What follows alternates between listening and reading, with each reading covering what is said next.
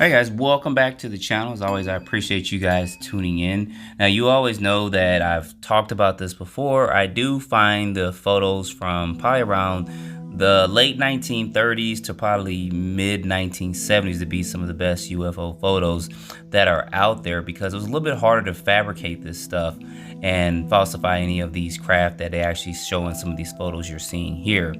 So in today's video, we're actually going to go back about 60 plus years back to the United States in a town called McMinnville, and is actually in Oregon. And this one's actually pretty interesting. It's been out there for a while and it went viral several times, but I just wanted to kind of touch back on this. And this is actually a pretty interesting case because we actually have eyewitness testimonies of this.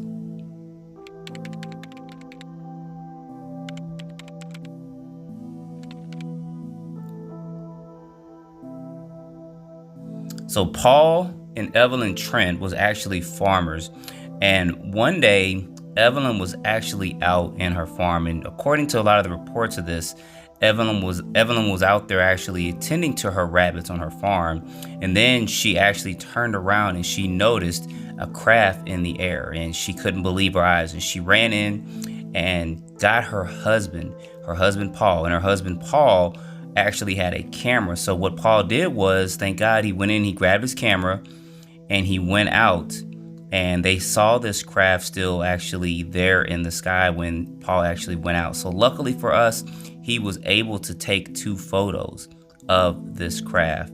And these photos have been out there for a while, but this is going to be the photos that Paul actually took.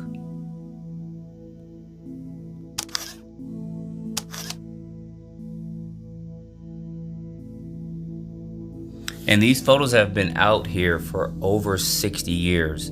And according to their testimony, they actually saw this craft when they came back out to take these photos. The craft was there, and then it actually tilted up on its side and it actually flew away. And she said it flew away at a speed and a rate that she couldn't even fathom, especially at that time in the 1950s. So here's going to be some of her testimony on that. And then as it tipped, and when it tipped, it had that wind. It just come up like that and tipped and just, I mean, it really went. It didn't have no smoke, no motor, just the wind onto it. And it would, I would say, right around the size of a big parachute, maybe a little bit bigger, but right around that size. It went fast. I've never seen anything go so fast in my life as that thing went. And on top of all that, there are newspaper articles about this event. It wasn't just something that happened and it kind of got swept underneath the rug. There were several newspapers that actually picked up on this particular case and put photos out there, put documentation out there, interviewed the couple several times, which was actually pretty interesting and amazing with all this that was put out there with this. And a lot of people actually tried to go in. Some people tried to debunk it as something being falsified, but there's no way they could have went in and done this, especially at their farm. And even at some point in time, Time magazine had an article on it too, so that was pretty amazing too. So this is something that's out there. There's only these 2 photos of it, but it's still pretty fascinating. And to this day, from what I know of, you know, the couple never tried to profit on this. They never said, well, let's make a movie, let's make some money. They just saw what they saw, reported it, and put it out there.